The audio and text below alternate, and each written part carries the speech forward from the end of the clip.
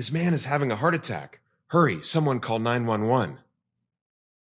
Don't worry, Dadages, friends and family. No one is actually dying in the Dadages studio. But stick around, and you'll find out the mistake I just made that may have cost this imaginary victim his life. This was only a test. Had there been an actual emergency, you would have heard Dadage's theme music.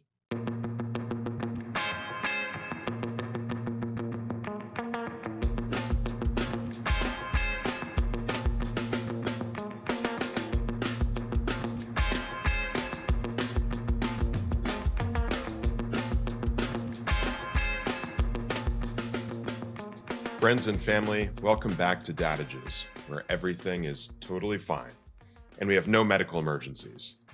Today's episode is a companion episode to the solocast that dropped August 16th. The Dadage for this mini-series is Responsibility is a Luxury, Accountability is the Price You Pay for It. If you missed the last episode, I encourage you to go back and check it out. I think you'll find this episode more meaningful in context.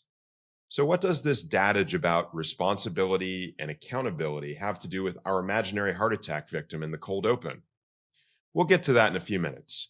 The focus of today's episode is to provide you with some of the practical ways to embrace the responsible, accountable mindset, to create a framework that promotes this mindset within your professional environment. And I've decided to add a third episode on this meaningful topic. And that episode will focus on building a family environment focused on the responsible, accountable mindset and instilling it in your children. Let's get down to business. Remember our friends from the last episode, the Navy SEALs? We talked last time about the SEALs team structure of extreme ownership. The principles we focused on can really be boiled down to these three core values. One, in any team or organization, there is a senior leader that is ultimately responsible for success or failure at every level and in every way. Two, while the leader of the organization retains primary accountability for the organization, a culture of success depends upon the rest of the team from top to bottom, embracing accountability for their areas of responsibility. Three, if an organization tolerates substandard performance, it is encouraging substandard performance. While these ideals may come very naturally to the Navy SEALs, the question you are probably asking, and rightly asking, is, Chad, how can I bring these principles to my own organization? I'm sure you're shocked to know that I have some advice on the subject, as well as some personal examples to share with all of you. Let's talk first about primary accountability for leaders. As the SEALs have shown us, leaders take responsibility for their team or organization. In our last episode, I gave the example of a CEO being responsible ultimately for what happens in the mailroom of his or her company. I'll share a similar example from my own company. As I've shared with you previously, my company has embraced a distributed or remote workplace model since before it was cool to do so. One of the greatest challenges we've faced in that model is data integrity. This is a fancy way of saying that we struggle to maintain our company files on a regular basis. We store all of our files on Dropbox. It is a great solution for a remote workforce that has to contend with a vast number of files across multiple projects. But in a system like that, the protocol for file organization and naming becomes essential. It's honestly one of the greatest logistical challenges we face. If someone names a file improperly or saves it in the wrong place, they might as well be taking a match to the document and burning it. Recently, we ran into a problem related to document management in pursuit of our development opportunities in Poland. I was on a Zoom meeting in the last couple of weeks with our development team, which includes members of my internal team here at Aventine, as well as members of our JV partner firm, White Star Real Estate in Poland, and a Warsaw-based construction management consulting arm of Colliers, the major multinational real estate organization. Our team had provided documents to the Colliers team for their evaluation of a development opportunity, and we had failed to properly transmit the documents in a complete package for evaluation by Colliers. This undermined the work that our Colliers partners were performing, wasted a week in our evaluation of a particular development opportunity in Poland, and the mistake certainly cost us thousands of dollars in consulting fees and may yet cost us the actual opportunity to acquire the development in a very competitive marketplace. Someone on my team screwed up, to put it frankly, but I recognized that the systems and processes that we had laid out for our document management in this new multinational team structure had not been properly established. Rather than blaming the individual that had transmitted incorrect and incomplete materials to the team, I promptly raised my hand and took full accountability for what was, on my mind, a process failure. Was I directly at fault for the mistake? No. Did I transmit the incorrect files? Certainly not. But I had failed at the highest level to implement proper document management and protocols. And this mistake, while seemingly trivial, could have cost us and could still cost us more than $1 million in lost opportunity. So where had I failed as a leader? I got lazy, or at least complacent. I expected this situation to take care of itself, or for our junior team members to figure out solutions to these file management challenges and just adapt what we had done in the US to meet our projects in Poland. Even though I knew from past experience that such problems could be far more complex than they seemed on the surface and required both experienced strategic input as well as a global vantage point that one of our project managers would not possess. I fooled myself into thinking that the problem was too trivial or straightforward to require my attention. I was accountable for the outcome. So, what lessons can be learned from this situation, and how can they be applied by you and me as we go forward in running our businesses? I'm going to simplify it to 3 points for you to consider. 1, process creation. If you want to take ownership for what happens in your organization from the top down, one of the most important things you can do is to implement clear processes and systems. You can't possibly be present and participate in every conversation or interaction that happens in your company.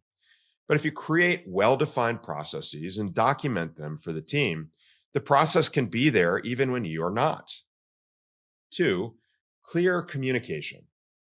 I miss this one from time to time. There's certainly a lot of stuff in my head at any given moment. The big picture, the master plan, the context, and the significance of how all of the individual puzzle pieces in our organization come together.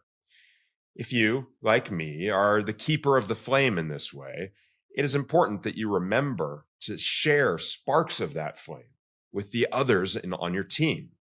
You don't have to overwhelm them by throwing them into a bonfire, but you need to at least light some candles to show them the way.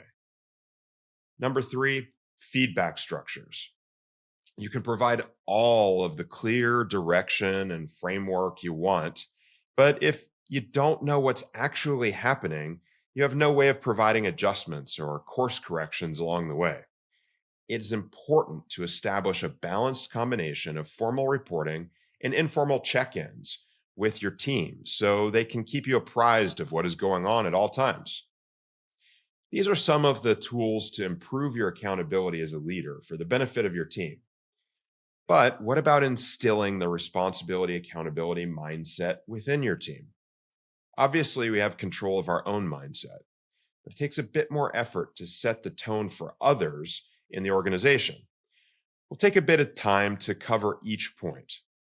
The first point in building your team is probably an obvious one: hire smart. But the important nuances of this point may not be quite as obvious. Let's go all the way back to Dadage number 1. Surround yourself with people who are better than you are at what they do best and let them do it. Pay attention to the fact that I don't simply say, surround yourself with good people. I don't really believe that there are good and bad people. When it comes to people, there are no absolutes, but many would disagree with me on this point. Here's a quote from one of them: "You got good people and bad people everywhere." Who said that? Suge Knight, founder of Death Row Records. And I guess he would know. He's been in and out of court in civil and criminal proceedings for decades. He's filed for bankruptcy. He's been associated with several killings, and he's presently serving a prison sentence in San Diego and will not be eligible for parole until 2034. So, Shug, you got me. I guess there are bad people out there. You've proven your own argument. So, in most organizations that are not death row records, you can trust that people are not necessarily good or bad. What is critical, though, is to determine if someone is the right fit. Are they the right fit for the role you need them to play? And do they have the responsibility, accountability mindset you are seeking? On the first point, I often say that I don't hire positions, I hire people. I look for really smart, dedicated individuals and then mold the specific responsibilities to fit their strong suits. More on this to come. On the second point, related to selecting individuals with the responsibility, accountability mindset, there are some good keys that you can look for in their background and on their resume. One, I've shared before that in building a team, I look positively at 3 types of experience: team sports, military, and hospitality experience. These are positive indicators for being able to work in a team setting and being individually accountable. 2, avoid candidates who have bounced around. If someone has spent no more than a year or two in an employment position, how could they have developed a sense of accountability to any organization? 3, has there been an upward trajectory within the past organizations in which they've been a part? Have previous managers recognized leadership potential and promoted the candidate based upon a capacity for growth? Number 4, has the candidate worked for organizations that provide a culture that reflects the one you wish to instill in your organization? In my industry, for example, I would look favorably upon people who have been in successful companies whose culture I respect and appreciate. Saris Regis, Heinz, Trammell Crow, Turner Construction are just a few that come to mind. These resume markers can be helpful keys for a hiring manager, but job applicants take note as well. If you have not structured your resume to demonstrate some of these keys, but you can honestly do so, get on that resume and beef it up. Here I have to disclose something, though. I'm better at managing team members than I am at hiring team members. I've reviewed lots of resumes and conducted a lot of interviews, well over 1,000, and I'm still wrong as often as I am right. So how do I correct for that, and how should you hedge against this same risk in your organization? That's where the last 3 points about smart hiring come into play. And each of these 3 points is designed to create a hiring system that is self-selecting, one that broadcasts to the marketplace of candidates what you're looking for and what they can expect from being a part of your organization. It is very tempting to be really nice and engaging in the hiring process and to sell someone on the prospect of working with your company. If I've learned anything over the last 25 years of interviewing, it is never try to convince someone to work with you, whether that is a client, a consultant, a vendor, a contractor, or a team member in this case. Here are 3 keys to empowering potential team members to self-select into your organization. First, create an employment structure that attracts candidates with the responsible, accountable mindset. In our Dadages episode entitled "Some of the Greatest Deals in My Career Were the Ones I Didn't Do," I shared with you how I restructured my organization about 10 years ago to move away from an employment model to an independent consultant model. Some of the basis for this decision was financial. It allowed me to reduce fixed overhead and to align my overhead with my project pursuits. However, the most fundamental impact of this decision was that it helped with instilling the responsible, accountable mindset. I find that people who embrace working in an independent consulting environment also embrace the value of responsibility and are eager to be evaluated based upon their own individual successes and failures. These are the team members you want if you're trying to build an organization based upon accountability. Second, create a hiring process that self-selects the right candidates throughout the process. Here are a few pointers to accomplish that. Be yourself. If you're a hard ass in the office, be a hard ass in the interview process. You don't have to be mean or rude, but don't be someone different than the person who will show up to work every day. That's not fair to the candidate, and it's not fair to your organization. Don't sugarcoat. The last thing to be in an interview is a salesperson. It's better to expose someone to the most real version of the work environment that you can. The job candidate will usually signal to you if they can handle it or if they can't. Introduce other current team members to the interview process and push them to be candid and transparent. You want to make sure everyone on the team can work together and feels that they can trust the people who will be in the trenches with them. And finally, the third and probably most important aspect of creating a self-selecting hiring process, the only good interview is a working interview. Don't waste too much time on the hiring process. As I said, I've been wrong about interviews both ways, overestimating and underestimating job candidates. And I've never gotten a whole lot of insight out of reference checks. A job candidate is not going to connect you with a reference that is going to give them a critical review. If you have a specific aspect of a person's employment history or experience you need to verify or about which you need to gather more intel, then go ahead, by all means, check references, but know the limitations of the process as you go. The best way to know how well someone is going to work with you is to work with them. I try to be completely transparent in saying, let's just get started and let's be honest with each other quickly if it's not working out. Obviously, some job candidates don't have this kind of flexibility. They may be working a steady job in an established company, and there may be no incremental way for them to start working without leaving that other position. This can be an impediment, and I have at times in the past completely bypassed hiring a team member just because I wasn't fully sold, and I was unwilling to ask them to give up something steady and stable to explore working in our organization. But more often than not, if both parties are flexible and a bit creative, a solution can be identified to allow a trial period of engagement between your organization and a job candidate. Okay, we've talked about bringing the right people into your organization in order to promote the responsible, accountable culture you are seeking. That's half the battle. Now let's talk about some key principles for managing the organization. The first we've already talked about extensively, but it bears repeating here because it's so fundamental. Lead by example. The second principle is there are no bad team members, only bad leaders. This comes back to the topics we covered when discussing hiring candidates. But even more importantly, once you've taken an individual through a well-structured hiring process and have invested in training them, it is really up to you as a manager to get the very best out of that team member. As we've said, no one is good or bad, but individuals are certainly good at certain things and certainly bad at others. It is the responsibility of a leader to assess the strengths and weaknesses and to align resources with responsibilities properly.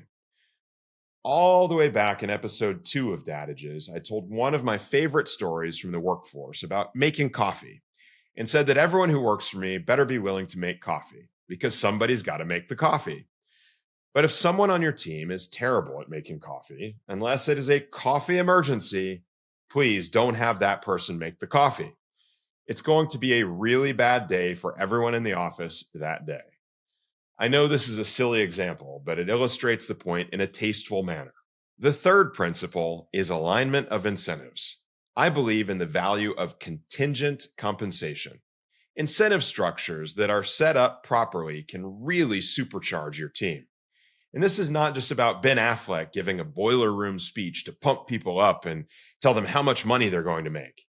Proper incentives can signal team members as to where their time should be spent and what the tangible milestones or markers of success are that are available to them to pursue.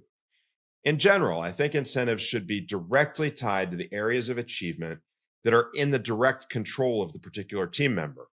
I wouldn't tie the bonus for a project manager to the signing of a lease, and I wouldn't tie the bonus for a leasing manager to receipt of a building permit. The fourth principle is fostering both collaboration and independence.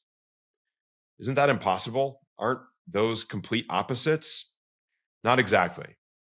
Independence is the ability for one team member to pursue individual responsibilities on their own. Collaboration is a framework that allows team members to work together in order to achieve better outcomes. Collaboration is not the same as dependence, which is a structure where one person's work cannot proceed effectively without the input, guidance, or work product of another person. In a collaborative, independent environment, team members can each fulfill their own responsibilities without getting bogged down in a lot of coordination with others. But team members are also there for one another. This depends in turn upon two key considerations. One is structural and the other is cultural. The structural consideration is cross-functionality. Team members should know enough about each other's responsibilities to be able to contribute and advise and to be able to step in and help if necessary. This leads to the cultural consideration, creating an I've got your back culture. When people on your team know they can count on a fellow team member to step in and help when they're struggling or to point out a mistake before it has a chance to create a negative impact, that helps to foster a strong team where everyone is taking accountability. The fifth principle I'm going to provide is captured by the notion, the closer you get to the sun, the hotter it gets. This expression means that as people are promoted through organizations, they should be held to higher and higher standards of accountability. I hired a director of development in my organization who seemed to come with a stellar background and credentials and espoused every attribute of the responsible, accountable mindset during the interview process. But she had come from a very corporate background in one of the most cutthroat commercial environments in the world, where people are far more likely to stab you in the back than to have your back. And she never shook that culture when she joined our company. She was always very quick to assign blame, but was never good at taking accountability for anything. When her missteps were pointed out, she became defensive rather than focusing on solving problems. For someone I intended to be the most senior leader in my company, not named Chad Hagle, she was doing far more to destroy our culture than to strengthen it. I had to cut ties with her quickly. And that brings us to the sixth principle: fire fast. If someone has been given a fair chance to embrace your company culture and take on responsibility, if they show that they're not living up to those standards, the worst thing you can do is to keep them around. As the SEALs taught us, poor performance that is tolerated becomes the standard, and that low standard is contagious. You have to eradicate the infection quickly. And now I come to our seventh and final principle for today, and we come full circle to our imaginary heart attack victim. What did I do wrong in the scenario I portrayed? I said, somebody call 911. It was likely that I would have simply encouraged the bystander effect. What's the bystander effect? According to the dictionary of the American Psychological Association, it is a phenomenon in which people fail to offer needed help in emergencies, especially when other people are present in the same setting. If you ever take a Red Cross CPR class, one of the things they will teach you is that if you need someone to call 911 or do anything else in an emergency situation, you need to specifically point to that individual and say, you, right there, call 911. An emergency situation of this nature is an exaggerated example of what happens in organizational dynamics and how important it is for someone to take primary responsibility in a situation and assign responsibility clearly to others. In a business setting, I characterize the bystander effect in this way. Collective responsibility leads to zero accountability. If you have a group of people working together in a company, somebody has to own every aspect of the project. This doesn't impede collaboration, and it doesn't require a hierarchy where one person is put in charge of the whole group. On the contrary, it is even better if individuals within the group each have accountability for an aspect of the project. The key is that there has to be a single owner of each particular task, so that out of the work of the group, somebody is solely responsible for ensuring that part of the work product is complete and delivered. The task ownership can be as substantial as ownership of an entire project and its outcomes, or as small as owning a single document or report. The point is just to make sure that such ownership is assigned at the individual level and never collectively. I'm just going to leave you with a few other parting thoughts about building organizations founded on the responsible, accountable mindset. 1, hire smart. 2, fire smarter. 3, train even smarter. 4, operate in a state of report, review, reassess, reevaluate, reassign, redirect, replace, recommit. If you enjoyed today's episode and want to check out some more great advice about building and running companies, I can suggest a couple of other past Dadages episodes. One would be The Distance Between Success and Failure, Part 2. The other would be Entrepreneur's Corner with Jonathan Orr, who's a past team member of my company, Aventine. We'll put links in the description. And to conclude today, I'll share with you a story from a job interview I had early in my career. It was for a sales position. The hiring manager handed me a laptop and said, "I want you to try to sell this to me." So I put it under my arm, left the building, and went home. Later that day, he called me and said, "Bring my laptop back now." I said, $200 and it's yours.